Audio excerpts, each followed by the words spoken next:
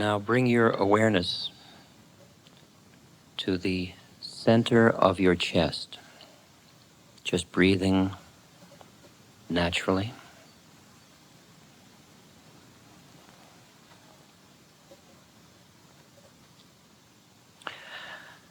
And imagine that right in the middle of your chest, using your imagination, imagine that there is a tiny being the size of a thumb sitting in the middle of the chest.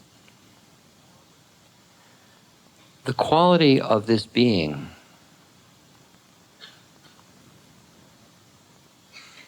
is that of equanimity. It is also radiant. It exudes compassion, and it is intensely present.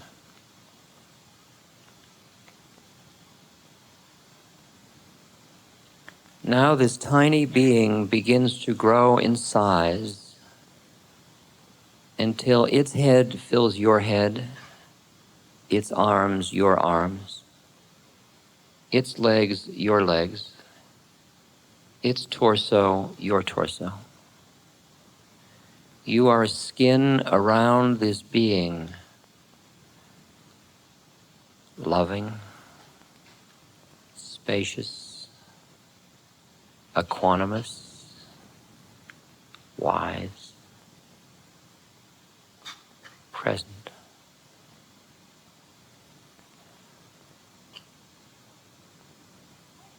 Now you and this being as one begin to grow in size, larger and larger, your head breaking out through the roof of this building,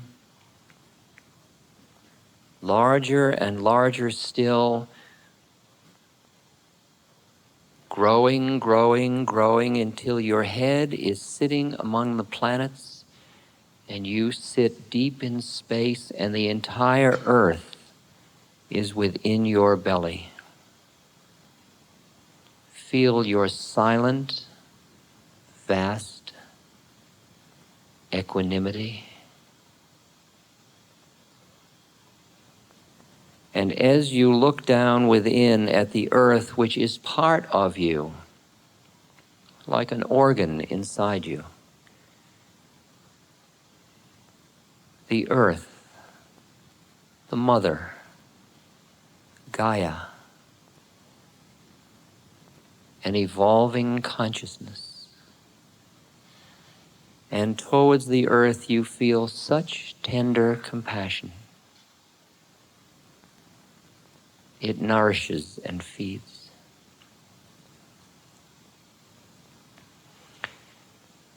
And you become aware of the myriad beings that exist on the surface of the earth, on its land and its water, in the atmosphere above the earth, around it, and beneath the earth. All of these beings, each with its own agenda. And you see the dance of beings, some creating, some destroying, some with hope, some with fear, some in pain, some in bliss. And from your large, equanimous, aware space, you understand all of this as you would understand the way in which the cells function within your body. And towards it all, you feel such deep compassion and understanding.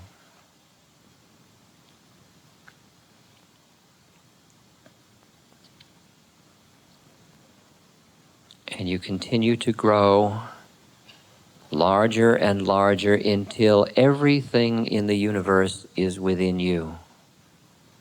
The galaxies are inside you. Everything you can think, past, present, future, all within you, part of your body. You are the ancient one. no boundaries because there is nothing outside. Everything and nothing.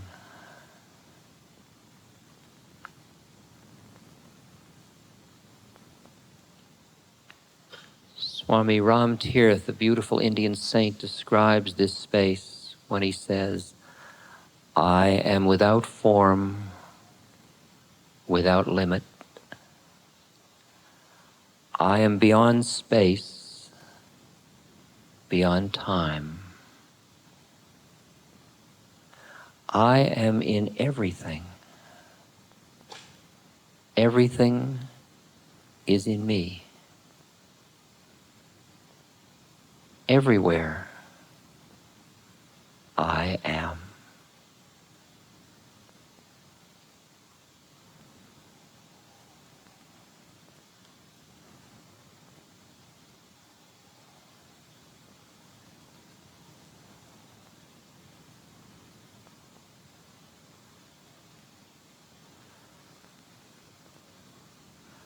Now very slowly you create the vast form that starts to reduce in size,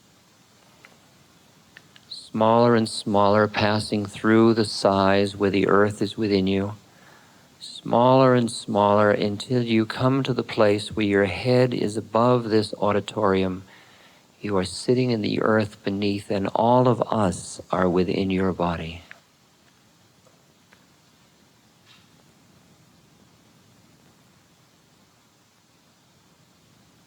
You are still vast, peaceful, wise, caring.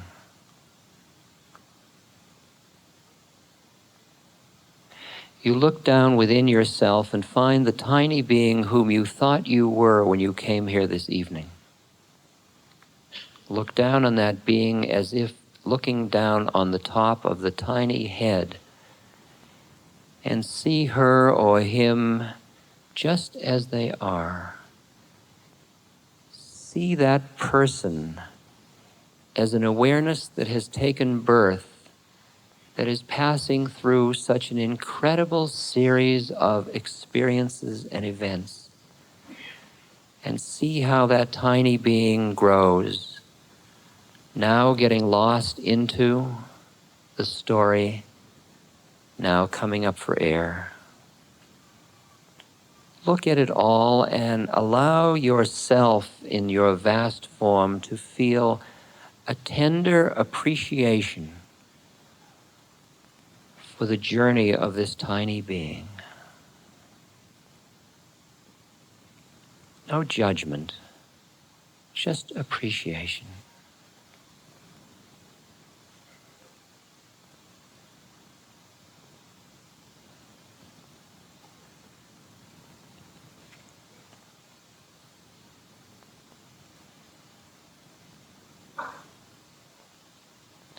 And resting now in your vast form still, become aware not only of that tiny being, but all of us. Not only all of us in this room, but all of us. Imagine all beings stretching around you in concentric circles out as far as the mind can imagine.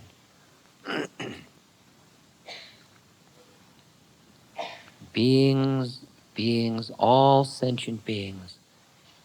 And imagine yourself sitting as a beacon in which light from you touches each of these beings in blessing.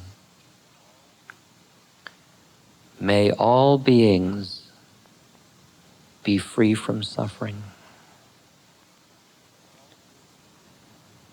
May all beings know peace. May all beings be happy. May all beings be free.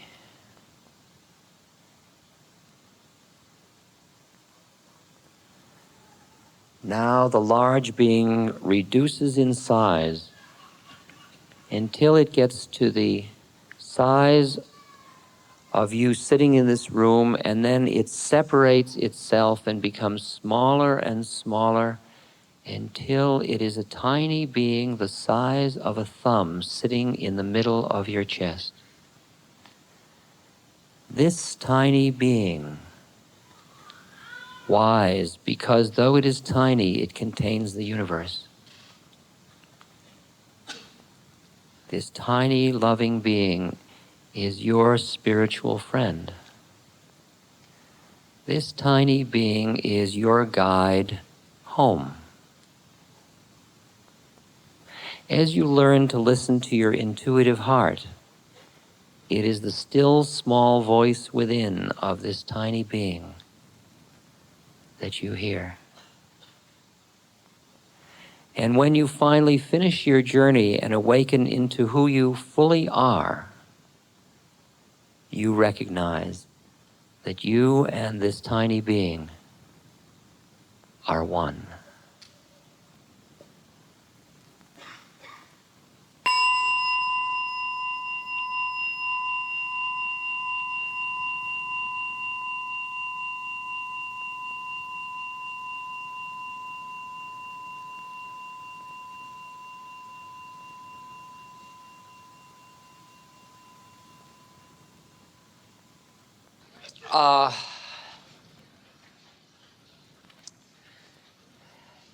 I think that one of the most graceful aspects of the spiritual journey is having friends that will be straight with you and sharing truth. Truth definitely gets us free, but it's very scary. And I have felt the treasure of having friends who would put up with my ego to share with me the truth, but I ask them to do it. And I think that when we really want to get on with it, we look around at our friends and we see who would play the game of seeking truth together.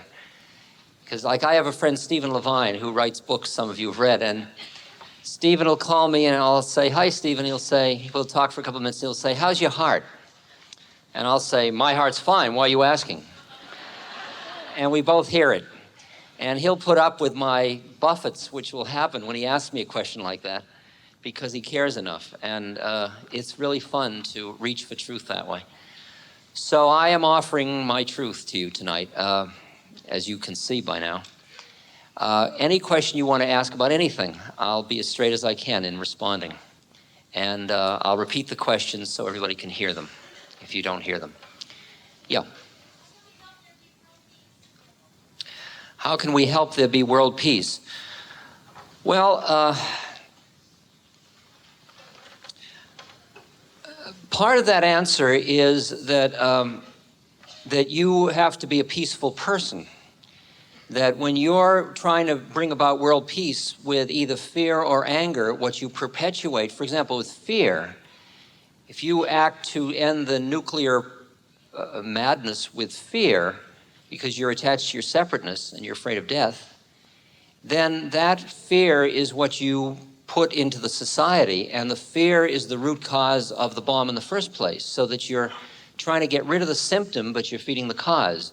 So what you have to do really is work on yourself pretty hard to be a statement of what it is you would like the universe to be, which is a peaceful place. Whether or not the world is to be peaceful in the sense of it's all over and everybody's at peace, I'm not sure about that. I really have a sense that this plane, as Buddha said, you know who gets born here? He said people that have greed and lust, agitations, hostility, sloth and torpor and doubt.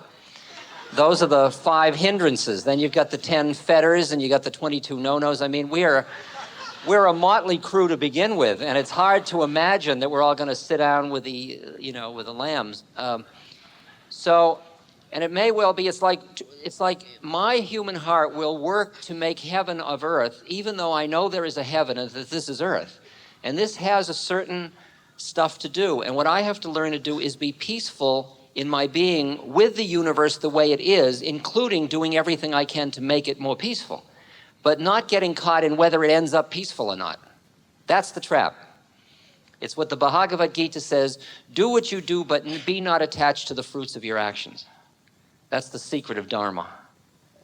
Questions? Yes.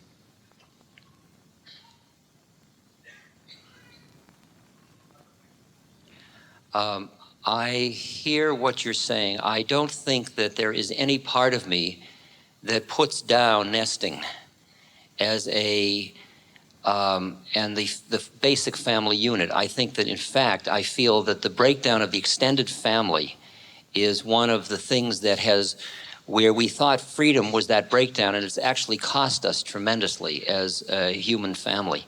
And that what I see also is some beginnings of return to the extended family, which I think is quite interesting, that people are beginning to see they threw the baby out with the bath.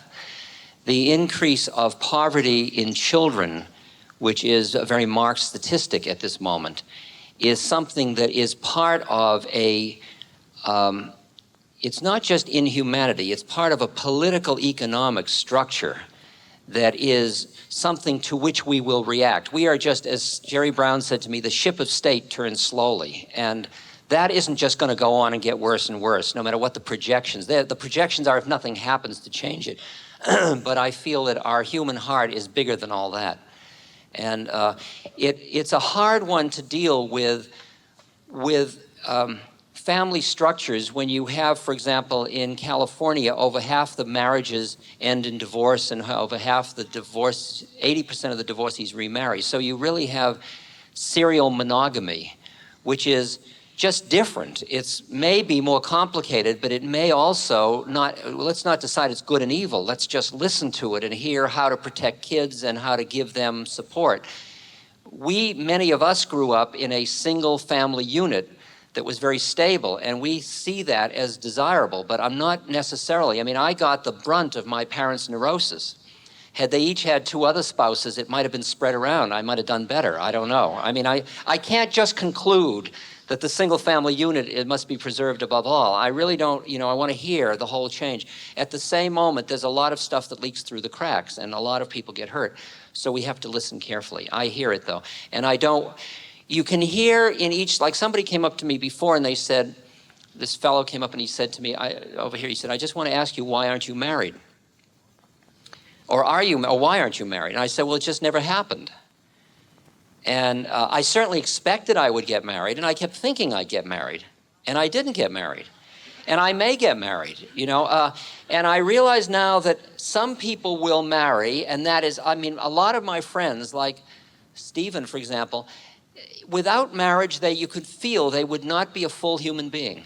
And there are other people for whom, like me, where I just feel so in love with everybody, it's very hard for me to imagine being with one person. It doesn't feel appropriate to my life.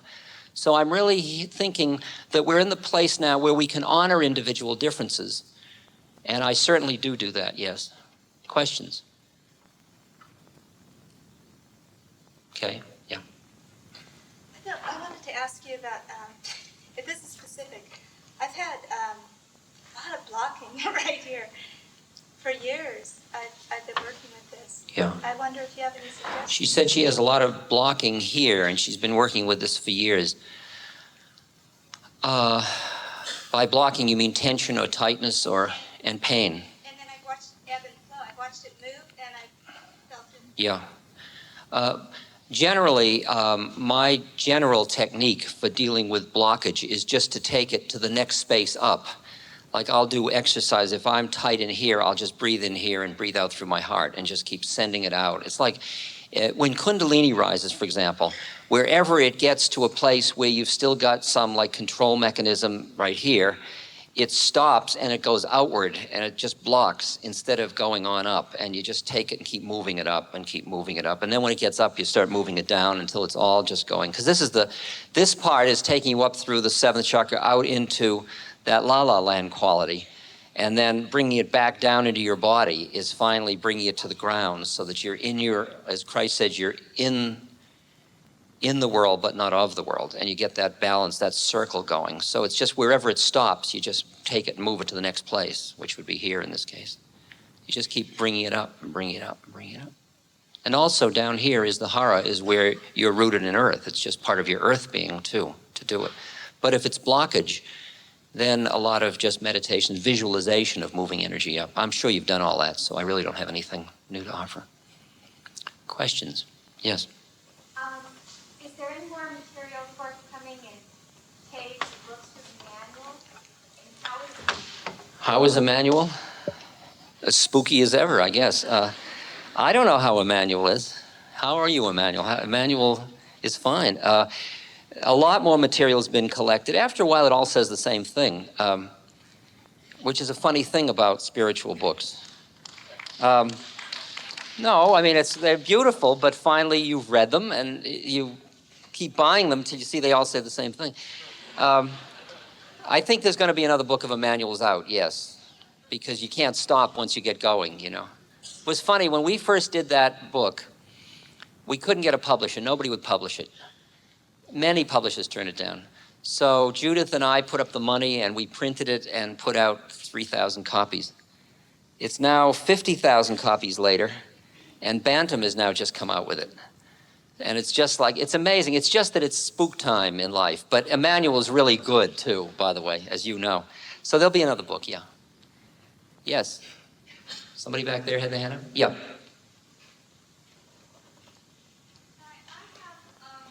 a situation that I'm not quite sure. Yeah. Because they feel that the humor is abusive. Is it?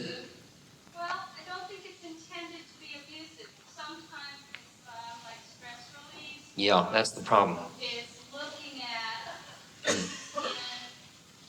a way that just for some people is humorous and other people it isn't. Yeah. Do you have anything to do? Well, it's interesting about humor that as you work on yourself and become emptier and emptier, then you find your manifestation is more a reflection of the entire existential moment. And the quality of the humor that would come out would be inclusive rather than exclusive. And it wouldn't do that effect to other people. At this moment, you're right, it is partly tension release. It's partly slightly hysteria from the heaviness of the stuff you work with all the time. And that is almost just and that will create, it's setting tension into the energy system, if you will. And I think if you can just hear that that's a reactive process in you, and maybe cultivate a quieter place in yourself from which will come out a deeper, warmer kind of chuckle, which will include people instead of exclude. You can feel how different kinds of humor, like Don Rickles' humor is one kind, and Lily Tomlin is another kind, and they go on and on out, yes, in terms of out into Will Rogers and more and more compassionate kind of humor that just includes everybody, that just keeps being warmer. And that comes as you work on yourself. So the whole question is whether or not the group sees their process together as a way for them to awaken. The problem with helping professional groups is they're busy thinking they're doing something to somebody else. And the whole secret of life, as far as I can see, is you are working on yourself. And you are using the environment and the situations you're in as an opportunity for you to grow. And as you grow in compassion and emptiness, that's what you offer back into the world. But the whole idea of helping, as I put in my book, How Can I Help? It's really a funny kind of a hype, in a way, because it ends up making the helped helpless. It doesn't make them helpless in one level, it does at another level. And so it's an interesting one to get to the point where there are no helpers and there are no helped, and it's all going on still. That's such an art form. It's such a delicate art form. And then there won't be that hysteria. See, the hysteria in part is because if you think you're helping somebody, you end up cutting yourself off from the juice. You end up using up, burning out, tiring out, all those things, which are all part of getting caught in a model. And if you're really working on yourself, you don't get caught in that model.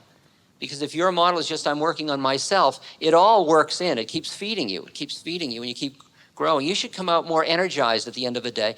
Like, I can go on doing this thing for the next 20 years, I think. I mean, I just finished 51. I'm ready for another 60 now. I can't believe it. Why aren't I burned out? I mean, I don't understand it. I must be learning something. Questions? Yes? When you're working out of judging yourself and other people, you got some good hints on that? The judging mind really, you go out in the woods and you look at pines and elms and oaks and you appreciate them. You don't say that pine should be that oak. The minute you look at humans, it's funny what happens. You get into why aren't you more like the mother and Mary and things like that. It's interesting to flip that into appreciation. I've trained myself to, every time I notice myself judging, when I can awaken in it, usually I'm asleep when I'm doing it, so I don't notice it. Or I get my friends to point out, but every time I notice I'm judging, I look at the same thing I was judging and flip it into appreciation. And I've just been practicing doing that, of appreciating rather than judging, including myself. Because often when you lose it, when you're trying to be so and you lose it and you get, there's a judging that comes in of saying, oh, I shouldn't have done that. And then I notice that, myself doing that, and then I just appreciate the poignancy of my predicament, and I appreciate my humanity. See, part of appreciating the humanity with all the foibles and all the frightens and all that stuff, and it's just cultivating appreciation. Some people call it mercy, but I like the word appreciation. It's more neutral. Yes? What is the role of commitment as we talk about getting free, and particularly commitment in relationships? My feeling, my sense is that there are two things in commitment in relationship. One is the commitment to truth, and the other is that love is the contract of a relationship. And that truth and love have to be living in relationship. And to just keep a relationship going where there is no love or truth, just to keep it going to be consistent, forget it as far as I'm concerned. My feeling is Gandhi was leading a march, and after it started, I guess he saw there was going to be trouble, so he stopped the march, and the people said to him, Mahatmaji, you can't stop the march. People left their jobs. Gandhi said, I'm human, and my understanding of truth changes from day to day, and my commitment must be to truth, not to consistency. Okay? And that's a tricky one. It really is, because what happens to relationships is that they are always at the edge of chaos and cosmos if they're going to be living truth. The minute everybody gets secure, well, we got that one together, now we can do something else, watch it. It immediately turns into habit. And the minute it turns into habit, you're not hearing each other fully, because we are liquid entities and we are changing all the time. The problem is most people don't want to use their relationship as a yoga because it's too scary. They want their relationship as a base camp from which to do other stuff. I understand, yes. Because if you use your relationship as a yoga, you are walking the line between chaos and cosmos all the time. Because it's not like just two people together. Each of us is an infinite number, so it's quite a crowd. And it's constantly liquid and changing, and you come down expecting to see one and you get the other. And if we're going to really deal with our truth, it's all of that stuff. You got to deal with it. So it's a very exciting but very volatile process. And it takes tremendous amount of awareness and attention and depth of meditative presence for that process to stay alive. And as I say, most people really just don't want to do the yoga of relationship, which is fine. Just don't expect it all to be that living all the time unless you're willing to put that in. Yeah. Yes? Do you believe in reincarnation? Yes. Would I like to expound on why I believe in reincarnation? What? Everybody have to be reincarnated, or maybe just some of them? Does everybody have to be reincarnated? Just some of us, he asked. My understanding, my feeling, the way it is, let's put it this way, is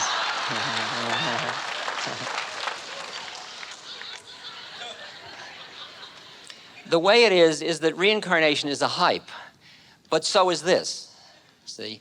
And if you think this is real, then reincarnation is real. And when you wake up out of this one, then you woke up out of that one too, because it's all dream stuff. And when you get back to the source, you see there wasn't any time and space and no one was going anywhere and nothing happened anyway. So The whole thing is a trip. So when you're on the trip, you just pick what part of the trip you're on, and from within the trip, when you're in time, there is reincarnation. Will everybody here reincarnate? No, not necessarily. It depends on who. When you look at the people in the world, they're a cross-section of evolution. Some of the beings you meet are really ancient old lamas or old Indians that just drop by to bless everybody for a whole birth, and they've just got a thin veil, just enough to keep them on the earth. There are others that are immediately post-Neanderthal. That's their first time through, and they just, yeah, give me, And you've got to appreciate that you're seeing an incredible cross-section of reincarnation when you look at people. And you might have two of them in your family. That's what's so bizarre about it. And the fact is that everybody is everybody else's karma, so everybody needs everybody else. So it really gets pretty bizarre and far out when you look at it that way. Questions? Yes.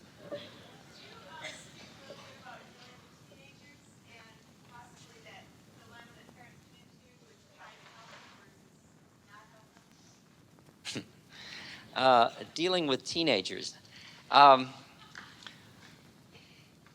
Appreciating that every stage of life has its own agenda is very helpful, first of all.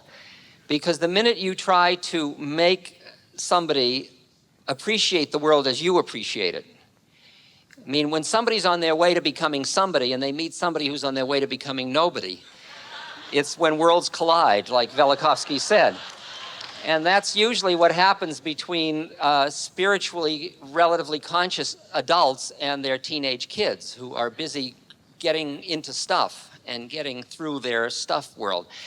And what you have to do is use that as an exercise to work on yourself, to get to the point where your mind is such where you can do what needs to be done to keep that act together, to keep the kid from blowing themselves apart if you can, and at the same moment, keep spacious. It's like doing dharma as a parent, where you're fulfilling the function of parent without getting lost in it. And you're letting that kid be the teenager they are busy being without getting caught in identifying them that as only that. So that your mind stays spacious, so that when they're ready to come up for air, your awareness is nothing that will keep them from coming up for air. The problem is that when somebody is particularly difficult in your environment, you tend to, when anybody has powerful symbolic value in life, you tend to get caught in this symbolic value. Like somebody that's very rich or very beautiful, or they have a very badly hurt body, or they're something, you tend to get caught in the symbolism, and it's hard for you and them to get through that. And so with somebody in your family that you wish was someone else but is busy being somebody, it's awfully hard to see through that veil. Parents and children are the last ones you see through. You tend to see their uniform, their spacesuit as real. Like the old monk, Zen monk, whose child dies and he's crying, and one of his students come up and say, "Why are you crying? You know it's all an illusion." He says, "Yes, but the death of a child is the greatest illusion." And you get a feeling like, don't expect too much of yourself, that you're going to be right, clear, and dharmic with your kids. At times you're just going to want to, really lose it. And at times be very controlling, and at times give up, and all this human stuff. And all you keep doing is developing a spaciousness inside yourself. And it's far out like when my mother raised me, along with my father, although he wasn't busy doing it most of the time. When my mother raised me, she was a very good middle-class woman raising a good middle-class kid. That's who we thought we were. And then she died, and when I went to India and I met my guru, he said, the second day I met him, he said, "Your mother is a very high being." And I said, "Didn't he say she was?" to the translator, and the translator said, asked him again, he says, "No, she is." At that moment, an interesting thing happened to me. There were maybe as many moments as I could count on one hand even, when I could remember that my mother and I transcended motherness and childness.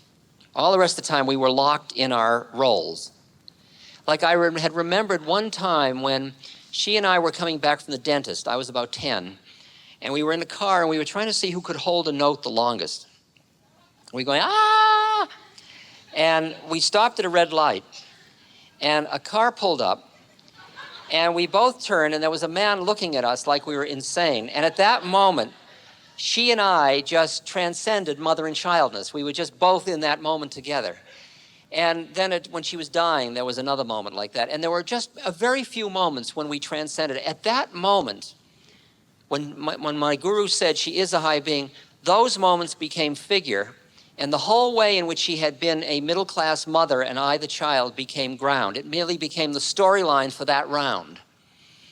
And from then on, she and I were from then on, I've always experienced her as the other way now, not as the mother at all. And we are only a mother of the child this round. It's like people say, why am I... said, what does it mean to me that I'm Jewish? And I say, I deal with it seriously, but I also have this line Stephen gave me, which is, I'm only Jewish on my parents' side, which is it's part of the whole idea of reincarnation. Questions? I'm going to answer quicker questions because we only have 14 minutes. Yes?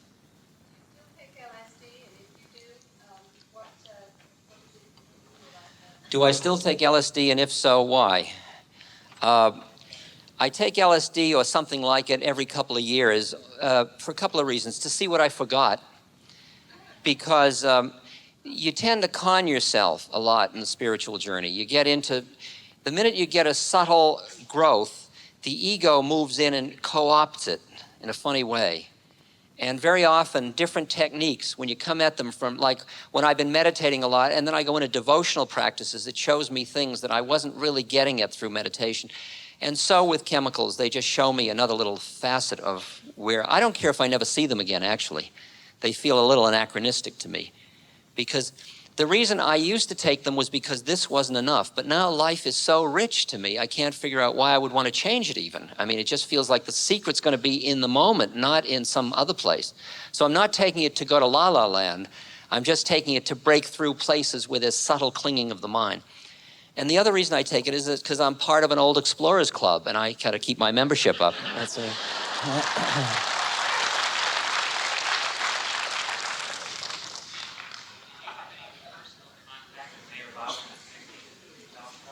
Did I have any personal contact with Mayor Baba in the 60s? We exchanged letters. I mean, I didn't ever meet him. We exchanged letters, and it primarily concerned drugs.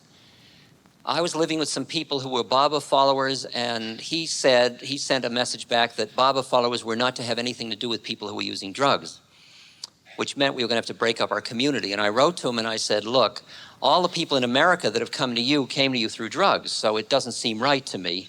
We'll break up the community if that's what you want, but I don't think I'm evil, and I'm doing what I'm doing because I'm doing it with the truth of my heart, and I think you're beautiful, but this is what I got to do.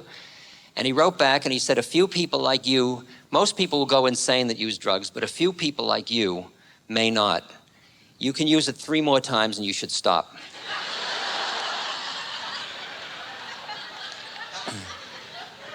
When I used it the 4th time was when the Mayor Baba people picketed my lectures, which was far out, right? He was supposed to have said, Dickie is mine, meaning me. So I feel great love for him, I really do. I think he's a very beautiful being, and I think I'm glad the universe has him in it. But the whole thing about drugs just didn't feel appropriate to me at all. Sir? How do you feel most like and least like J. Krishnamurti? How do I feel most like and least like J. Krishnamurti? I feel, for 40 points, all of the above. I feel that Krishnamurti said it very clearly most of the time, exquisitely clearly. And I would love to have his articulation of the moment, the way he appreciated the moment fully. And I read his books, I watch his videotapes, I listen, and I think probably my style will move more towards his style of just quiet presentation as time goes on. I can feel that it's almost like a part of my lineage, although it's not directly by any means. The part I'm not like him is that he never got over suffering There is a quality in him which is always frustrated because nobody's understanding him. He is always whining a little bit. And that quality came from the fact that he couldn't really allow people to be what they were. He constantly was frustrated because they couldn't hear more. And I can't imagine how a free being would be that way. So to me, there was some place in him that didn't feel good, right to me. And I've listened to him a lot, and I really admire him a hell of a lot. But when I've met somebody like my guru, when I've met a real Meshuggah, a real rascal, it's very hard to hear. I mean, I know good teachers, and he's one of the best, but I don't think Krishnamurti was a free being by any means. I would like, I know there's more questions, but I wonder if you'd be willing to do one singing thing. Just one. I'd like to do the Jubilate because it's so sweet. This is very simple. We're going to do it in 6 parts. But it's very simple. It's only got 3 words, and you've all got to sing. Even if you can't sing, it doesn't matter. It's just Jubilate, which means jubilation, Deo, which means, it can mean God or the void or your pussycat, whatever, and Alleluia, which means hallelujah, okay? So that's all it is, just those 3. I'll sing it first, and then... Jubilate Deo, Jubilate Deo, Alleluia, Alleluia. Jubilate Deo, Jubilate Deo, Alleluia, Alleluia. Again. Jubilate Deo, Jubilate Deo, Alleluia, Alleluia. Now, it's got to be crisp with more energy, a little more Shakti. I mean, really sharp. Ready? Jubilate Deo, Jubilate Deo, Alleluia, Alleluia. Okay, now, let's go up one note. And sharper still, and crisper, with will. I'm not going to take you on the road if you don't get the acting. Jubilate Deo, Jubilate Deo, Alleluia, Alleluia. Okay, it's got to be, you better hold that for 1 second until we get it together a little more. You've got to be a little crisper and a little faster, and you're going to stay together very tightly. We're nearly there. Jubilate Deo, Jubilate Deo, Alleluia, Alleluia. Okay, now we'll practice by dividing in half and see if we can pull it off. Jubilate Deo, Jubilate Deo, Alleluia, Alleluia.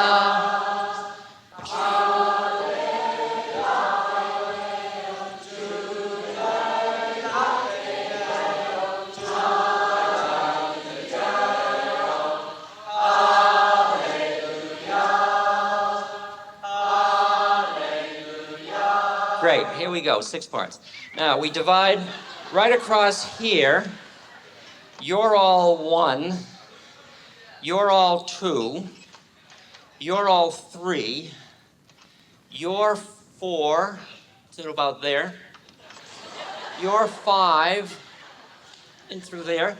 And you're from all up there, and over to there is 6. Now, everybody knows who they are, because a 5 would never be confused with a 4. So there's 1, 2, 3, 4, 5, 6. Now, if you don't do it right, you ruin it for everybody, okay? So you got to keep your act together and stay in tight, all right? I can feel a little nervousness, but don't worry, it's all right. We'll end on this note. So let me just say before we do this last thing, that it seems to me that it is incredible grace that we live with food and with shelter And we're living in a political system, for all its flaws, that allows us to come together to do this. That this is still a rarity in the history of human culture, that people can come together to explore the deepest parts of their being together, lightly and not secretly and not all those things. And it's nothing we should feel guilt about. It's something that we should be delight in our part to play, because everything we do in this work in ourselves, we offer back into the culture. And the culture can certainly use a little more consciousness and a little more compassion and a little more clarity. So it just feels very graceful that we do this. Okay, here we go. Now, I feel the nervousness, so we'll do it once more all together before we divide up. Jubilate Deo, Jubilate Deo. Hallelujah, hallelujah. Here we go. Jubilate Deo, Jubilate Deo.